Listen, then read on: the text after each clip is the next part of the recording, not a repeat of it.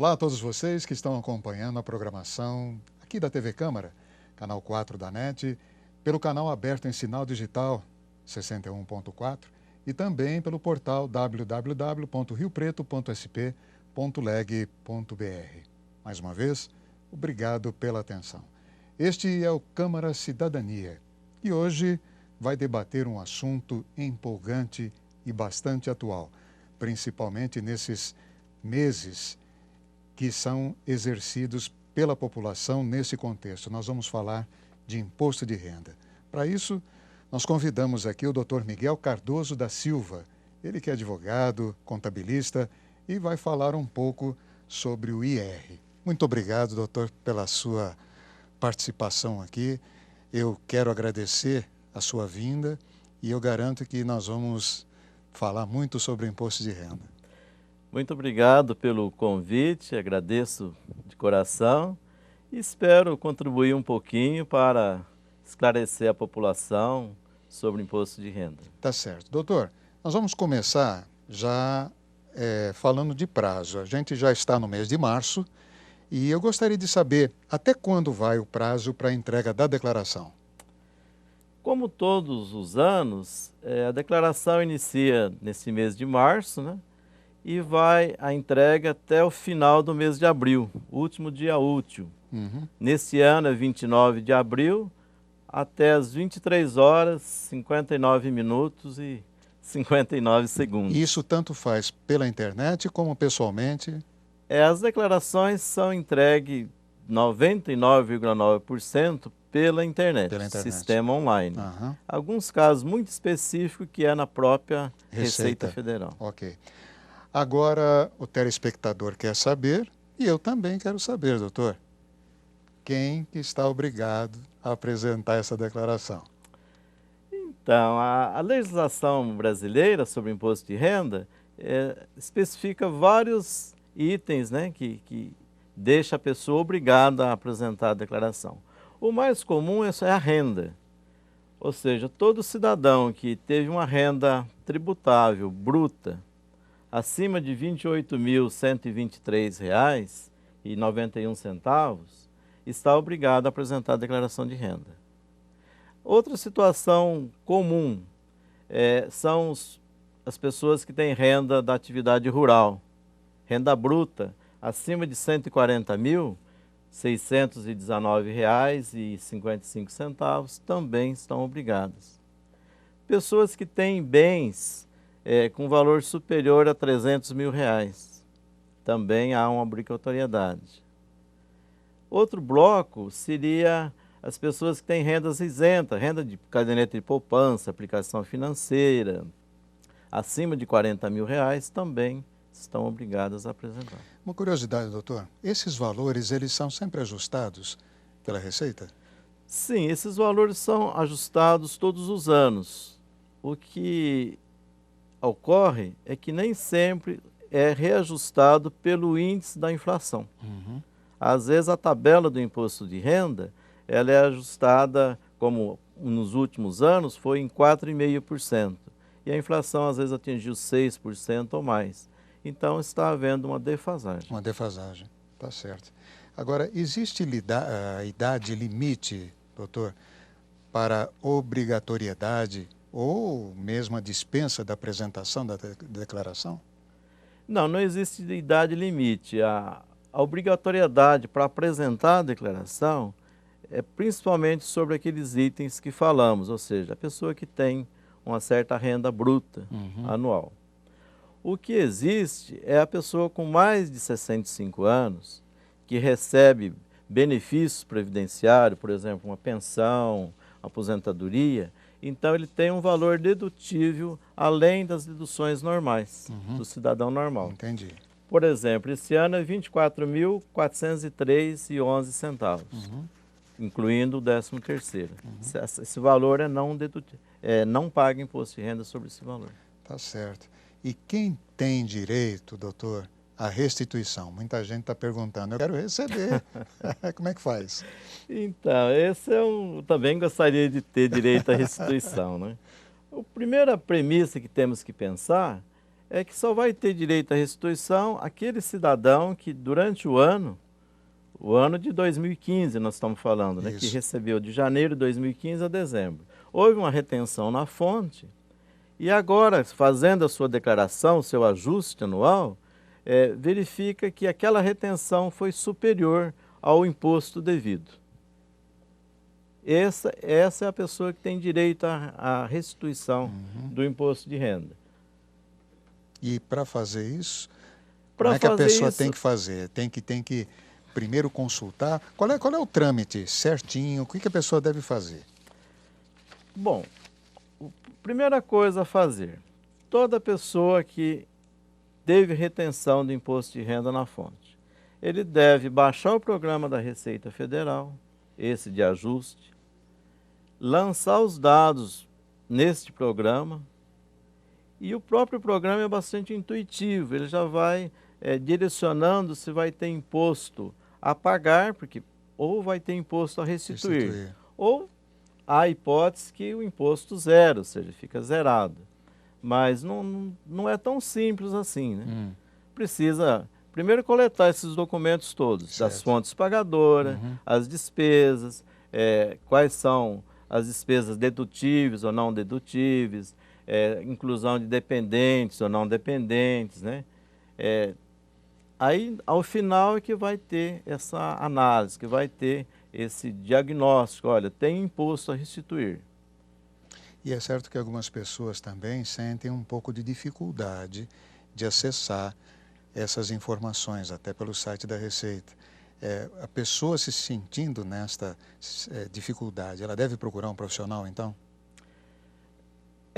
A primeira hipótese, eu diria assim, todo cidadão que tem o seu computador, que tem, ou seja, está habilitado ali a internet, ao computador, deve baixar o programa da Receita, ler o conteúdo, né, e fazer a sua declaração de renda. Havendo dificuldade, ele deve procurar um profissional. Tá certo, então. Né? A própria Receita Federal tem um plantão fiscal para dirimir dúvidas, mas esse plantão também é restrito, né?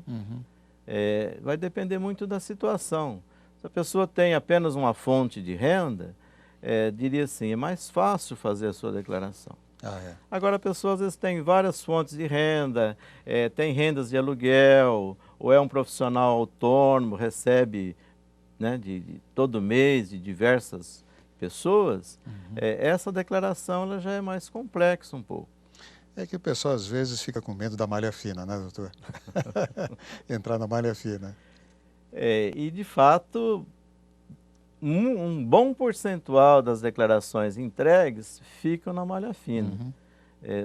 Podemos até, se houver tempo, comentar um pouco sobre esse assunto. Eu queria saber, doutor Miguel, o que vem a ser o desconto simplificado? O contribuinte que tem mais de uma fonte pagadora pode fazer essa opção? Pode. É importante esclarecer que há duas formas de tributar a renda da pessoa física. Primeira forma é um desconto que a lei autoriza, né, de até 20% da renda bruta. Só que esse desconto ele tem um limite, ele no máximo R$ 16.754,34. Então vamos pegar até um exemplo muito simples. A pessoa ganhou durante o ano R$100 mil. 20% poderia abater 20 mil, mas a lei não permite abater 20 mil. O máximo seria 16.754. Essa é uma forma de fazer, que é o desconto que se chama simplificado. Ou seja, não precisa comprovar onde gastou aqueles 20%, quais foram as despesas dedutíveis.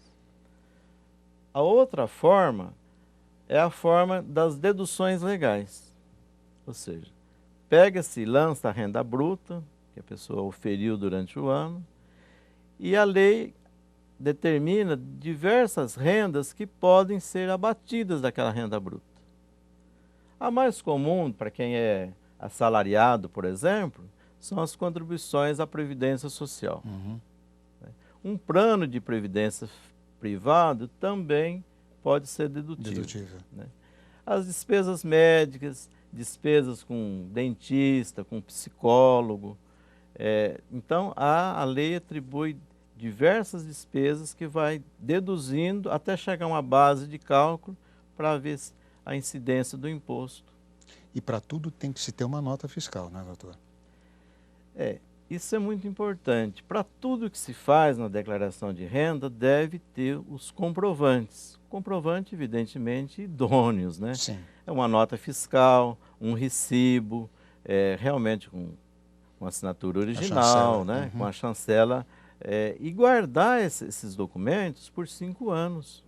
Isso é muito Nós importante. estamos em 2016, então é preciso guardá-los até 31 de dezembro de 2021. Porque nesse período é o período que o fisco, que a Receita Federal tem, para chamar o contribuinte para apresentar o comprovante, caso haja uma divergência ou ficou na malha fina, enfim. Ele pode ser notificado para apresentar essa documentação. Doutor, o papo tá bom, hein? Nós vamos fazer um pequeno intervalo e a gente volta já já falando mais de IR, ou seja, Imposto de Renda. Câmara Cidadania volta em um minuto só, já já. Atenção, ajude a sua prefeitura a combater a dengue. Tampe sua caixa d'água, limpe as calhas, não deixe acumular água parada. Colabore com o agente de saúde do seu município. Se estiver com sintomas da dengue, procure uma unidade básica de saúde. Julinha, não esquece o casaco. Julinha, não esquece o protetor solar. Julinha, não esquece de escovar os dentes. Você que está sempre se lembrando de proteger sua filha, não pode se esquecer da vacinação contra o HPV para meninas de 9 a 11 anos. Ela previne o câncer do colo de útero, que afeta 15 mil mulheres todos os anos. Procure uma unidade de saúde do SUS ou fique atenta ao período de vacinação nas escolas. Vacinação contra o HPV, proteção para a menina, saúde para a mulher. Estamos de volta com o Câmara Cidadania, aqui pela TV Câmara, canal 61.4, canal aberto em sinal digital, TV Câmara, canal 4 da NET, e também você pode acessar esse programa e toda a nossa programação pelo site www.riopreto.sp.leg.br. O Facebook, você acompanha também a nossa programação acessando Câmara Municipal de São José do Rio Preto e procure pela TV Câmara Rio Preto. Nós estamos conversando hoje com o Dr. Miguel Cardoso, ele que é expert em imposto de renda, advogado, contabilista. Doutor, 2 perguntas numa só. Pensão alimentícia é renda, precisa declarar? E outra coisa, quem paga aluguel pode abater no imposto? Muito oportuna a indagação. O primeiro item, pensão alimentícia, é renda. Precisa saber quem está recebendo essa pensão. Se é um dependente, por exemplo, houve uma separação judicial, um dos cônjuges paga a pensão para o filho menor, né? Essa é uma hipótese. A outra hipótese é que talvez pague a pensão para uma pessoa maior, adulta. Declara-se, soma-se junto com as outras rendas tributáveis do declarante, do cidadão. E aí vai um detalhe ou até uma dica. É preciso analisar se convém fazer essa declaração desse dependente junto com a do pai, por exemplo, ou se ele for dependente da mãe. Por quê? Porque a dedução na declaração de renda de ajuste anual por dependente é muito pequeno. Por exemplo, é R$ 2.275 no ano. Imagina um dependente que recebe uma pensão alimentícia de R$ 2.000 por mês. Ao final de um ano, ele recebeu R$ 24.000. Se juntar esses R$ 24.000 com a renda do declarante, possivelmente vai até mudar de alíquota o imposto de renda, vai haver imposto a pagar. É melhor o dependente declarar em separado. Quanto ao aluguel... O aluguel, é isso que eu ia... É muito oportuno também. Há uma dúvida da população. Quem paga o aluguel, ele está obrigado por lei a declarar para quem pagou. E identificar com o CPF, o nome, para quem ele está pagando o aluguel. Quem recebe o aluguel, isso entra como renda e vai se somar às outras rendas desse cidadão. Quem paga o aluguel não deduz nada na declaração, ou seja, isso não traz nenhum benefício fiscal, apenas está obrigado a declarar. Ah, tá certo, então. É. Agora, tudo isso que o senhor falou, por exemplo, o senhor citou pensão alimentícia, a necessidade de se ver quem é que está participando disso. Essas informações pelo site, é fácil de dirimir a dúvida ali? Olha, é muito didático as informações da Receita Federal. Só que o site ou as informações não diz qual a melhor situação para o cidadão. E aí, doutor? Aí é que a pessoa precisa procurar alguém mais habilitado para lhe dar um parecer, lhe dar um norte, né, na situação. Porque, pegando o exemplo que nós estamos falando, né, procura-se o site, vai estar lá que pensão alimentícia é preciso declarar. Sim. Só que não diz que o dependente pode fazer uma declaração em separado e declarar só no nome dele. Então não adianta eu somar a pensão e depois deduzir R$2.000 na declaração. Doutor, e há outras despesas que são obrigadas a declarar? Ah, sim. Há um rol de despesas que a lei exige que na declaração de renda seja identificado para quem pagou, o CPF, enfim, a identificação completa. Isso independente de ser dedutível ou não. Por exemplo, paga-se, principalmente aos profissionais liberais, um dentista, um médico, né, um psicólogo, um engenheiro. Durante o ano, eu paguei honorários a um desses profissionais e a outros que a lei determina, é preciso declarar como foi esse pagamento. E aquelas despesas que são de interesse do contribuinte. Eu paguei um plano de saúde, eu paguei um hospital, paguei uma clínica. Né? Isso tudo são despesas dedutíveis, evidentemente, há interesse em declará-las. Como escola, que também é dedutível. E as pessoas às vezes esquecem de algumas mais distantes. Fez uma doação, recebeu uma doação, isso implica na declaração de renda. É preciso esta informação. Essas informações, essas dúvidas, elas são encontradas nesse site da Receita, doutor? Olha, o site é bastante abrangente. Então, se a pessoa tiver a paciência e o cuidado de ler todas as instruções, vai se chegar a esses detalhes. E também vai se chegar a uma série de dúvidas e indagações. Por quê?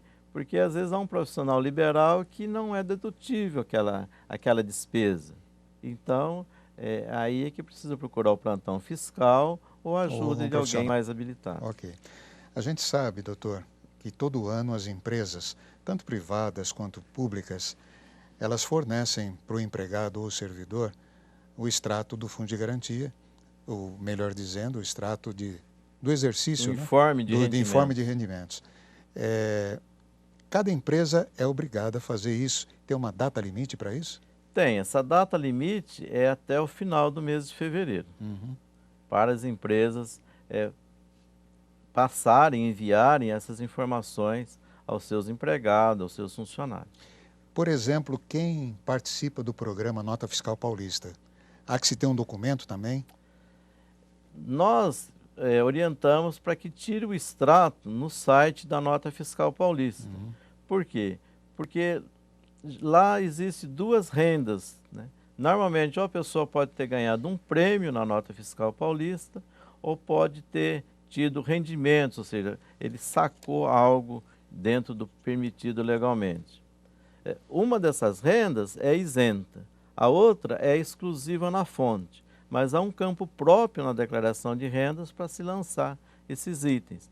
E deve ter o extrato guardado para ter um comprovante por que dessa renda. Ah, tá certo então. Nós vamos falar agora, doutor, de bens. A gente sabe que tem muita gente aí, né? Que tem fazendas, que tem imóveis, que tem avião, que tem barco. Os bens adquiridos ou vendidos. A gente pode atualizar o valor desses bens?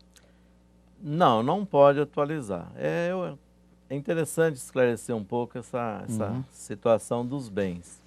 Há um campo específico na declaração de renda que são bens e direitos. Nós temos que declará-los. Como se declara? Pelo valor da aquisição. E mais especificamente, imaginemos que esse bem foi comprado a prazo, foi financiado ou pagamento em várias parcelas ou vários anos. Nós vamos declarar o que foi pago em cada ano. Por exemplo, declaração que está sendo entregue agora, em março, abril de 2016. Declarar o que foi pago durante o ano de 2015.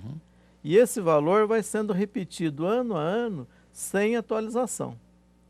Agora, há outras hipóteses, por exemplo, saldos bancários. Tem um limite mínimo para se declarar. Abaixo de R$140 não precisa declarar. Né? Do contrário, há os campos próprios, uma caderneta de poupança, saldo em conta corrente, tudo que é superior a esse valor, a lei exige que se declare. Eu ia até perguntar para o senhor sobre caderneta de poupança. Estão me lembrando, também é importante esclarecer que a pessoa tem um bem e às vezes houve uma ampliação, fez uma benfeitoria. Esse valor gasto nessa benfeitoria se incorpora ao valor do bem. Deve se declarar em campo separado, em linha separada. Imagina, eu tenho uma casa de 100 metros quadrados, aí eu fiz mais 20 metros de ampliação. Gastei lá R$80 mil. Preciso guardar esses comprovantes, recibos, notas fiscais e vou declarar esse acréscimo de R$80 mil. Porque isso pode dar uma implicação futura no dia da venda desse imóvel, pode gerar até imposto. Tá certo. Doutor, eu gostaria de saber quais as suas recomendações. O que o senhor pode falar para o cidadão para não cair na malha fina? Olha, a primeira hipótese é apresentar a declaração de renda dentro do prazo. Caso não tenha todos os comprovantes, deve apresentar até o último dia, depois a oportunidade de retificar essa declaração. E essa retificação pode ser feita também pelo site? Pode ser feita também pelo site. Até o dia 29 de abril, é feito no próprio programa da declaração de renda. Após 29 de abril, precisa baixar um outro programa específico para retificação. Muito importante as pessoas fazerem com cuidado a declaração de renda, porque a Receita Federal tem uma facilidade de cruzar todos os dados. Hoje está tudo nos bancos de dados informatizados, né? Então, lançar um saldo bancário com um número errado, ou uma fonte de renda, enfim, um pequeno número que se lança invertido já é o suficiente para ficar na malha fina. E também não querer, vamos dizer assim, inventar alguma coisa, né? Tem que ser o mais real possível e com os comprovantes para comprovar. Eu me lembrei aqui de um fato, doutor, que às vezes as pessoas até ficam se perguntando. Quanto à herança, o que incide sobre uma herança, por exemplo? Olhem, vamos entrar um pouquinho na questão, então, de transmissão de bens. Eu sou proprietário de um imóvel, enfim, de um carro, assim, de um bem, bem ou direito. Em dado momento, esse bem sai do meu patrimônio e vai para um outro. Quer através de uma herança, através de uma compra e venda, de uma cessão de direitos. Isso pode gerar imposto também. E a maioria da população não está muito preparada para analisar. Está preparada, olha, eu quero vender minha casa, o meu apartamento, o meu sítio. Faz a transação, faz o contrato, até outorga a escritura, e depois se percebe que aquilo ali houve um lucro. E aquele lucro é tributável e a alíquota é alta, né? No caso de imóvel é 15% sobre o lucro. Então é preciso esse estudo, esse planejamento, que é a pergunta específica, a herança. Por quanto nós vamos transmitir esses quinhões da herança? Pelo valor que está lá declarado no imposto de renda, pelo valor de mercado, pelo valor médio, é preciso esse planejamento tributário. E isso o brasileiro não está muito afeto, né? O europeu diria que está muito mais. nós aqui corremos para, vamos supor, apagar o incêndio, enquanto que nós temos que ser preventivos. Então, toda vez que for transferir um bem, quer por herança ou por uma outra modalidade, deve também estudar o aspecto tributário. Se há incidência de imposto, quando vai ser pago, porque esse imposto, aproveitando a dica, não é pago na declaração de ajuste anual. Ele vence no último dia útil do mês seguinte ao recebimento. Entendi. Doutor, infelizmente, nós chegamos ao final do nosso programa.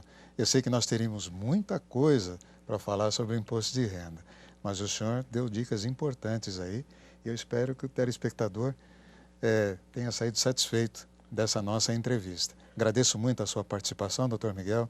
Volte sempre.